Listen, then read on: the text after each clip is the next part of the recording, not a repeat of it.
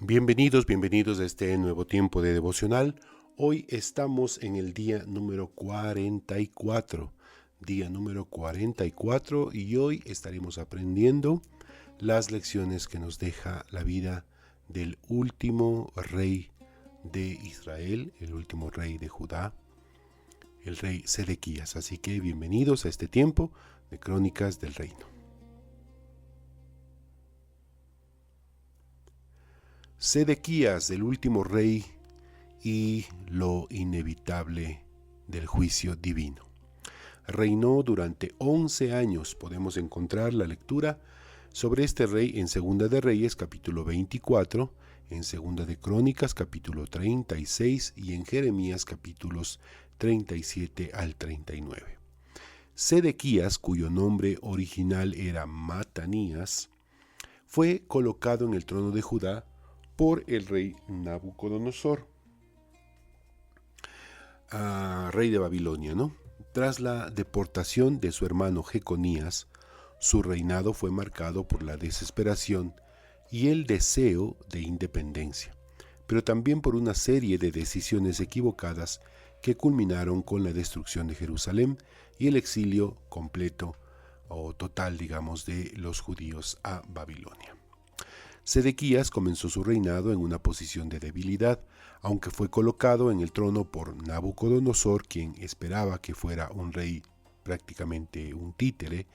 Sedequías finalmente intentó rebelarse contra el dominio babilónico, lo que provocó la ira del imperio y la destrucción de Jerusalén.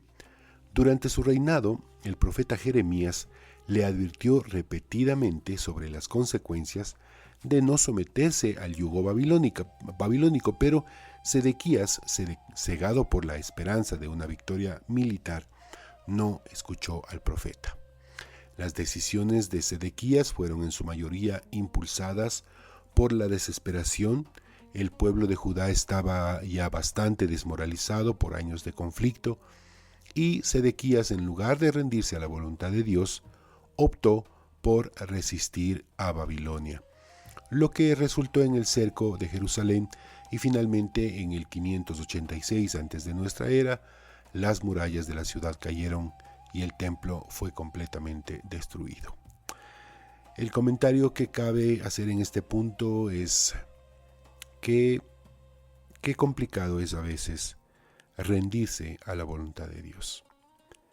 Qué complicado es entender que no podemos hacer nada contra la voluntad de Dios. Ayer hablábamos acerca de aprender a doblegarnos a los planes y propósitos eternos, y siempre mejores que nuestros planes, pero qué difícil es rendirse a la voluntad de Dios. Seguimos. Jeremías, el profeta de Dios, jugó un papel crucial en los días de Jerusalén. A pesar de las advertencias claras y repetidas, Sedequías persistió en su rechazo a la paz que Dios le ofrecía a través de la sumisión a Babilonia. Esta terquedad tuvo consecuencias devastadoras. Cuando las fuerzas babilónicas finalmente invadieron Jerusalén, Sedequías intentó escapar, pero fue capturado y sus hijos fueron ejecutados ante sus propios ojos, antes de llevarlos a Babilonia, donde pasó el resto de sus días en prisión.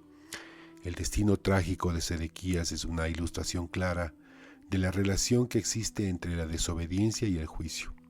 A pesar de que fue ofrecido un camino hacia la salvación, su resistencia a la voluntad divina lo llevó a la destrucción, y con él a la desaparición de su reino. ¿Cuáles son las lecciones que nos deja este reinado de Sedequías? Bueno, Sedequías nos muestra que resistir la voluntad de Dios y no escuchar las advertencias proféticas divinas tiene un costo.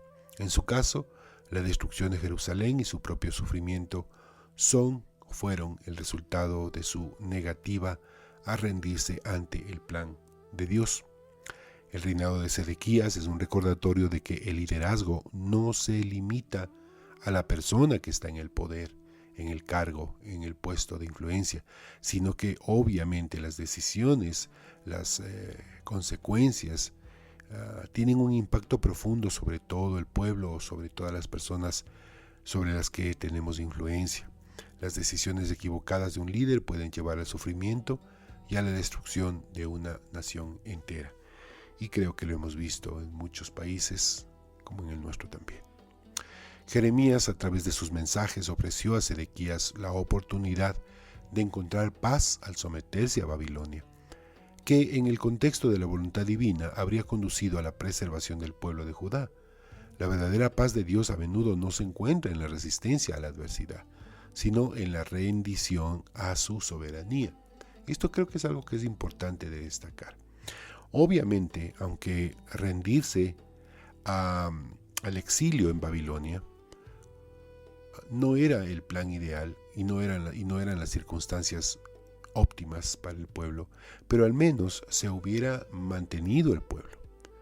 No hubieran destruido la ciudad de Jerusalén, no se hubiera destruido el templo, pero esa resistencia, como decíamos hace un momento, esa resistencia a la voluntad de Dios produjo precisamente la destrucción de la ciudad, la desaparición del pueblo de Judá, el exilio durante muchísimos años del pueblo. A lo largo del reinado de Sedequías, Dios fue paciente, pero finalmente, cuando la resistencia a su voluntad fue demasiado grande, el juicio divino se cumplió. Esto nos recuerda que aunque Dios es misericordioso y paciente, su justicia es inevitable cuando se rechaza de manera persistente a esa voz profética, a ese llamado. En conclusión, el reinado de Sedequías es una lección amarga sobre la terquedad y el rechazo de la voluntad de Dios. En su historia vemos cómo las decisiones erróneas, equivocadas de un líder pueden llevar al colapso de toda una nación. A través de las advertencias del profeta Jeremías, Dios ofreció la oportunidad de rendición y preservación, pero Sedequías eligió la rebelión, lo que resultó en la destrucción de Jerusalén. La vida de Sedequías nos recuerda que el juicio divino no es un acto arbitrario, sino una consecuencia natural de rechazar la obediencia y la fidelidad a Dios. Al final, la historia de Sedequías es un llamado a la humildad, la obediencia y la búsqueda de la paz que solo se encuentra al seguir la voluntad divina. Padre, ¿qué más podemos decir siempre que gracias por tu palabra?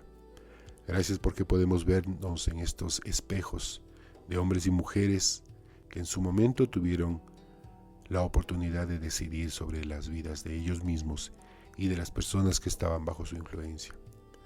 Padre, danos la humildad suficiente para no ser tercos, para no rechazar tu voluntad, para aceptar tu soberanía y para aceptar humildemente tus planes.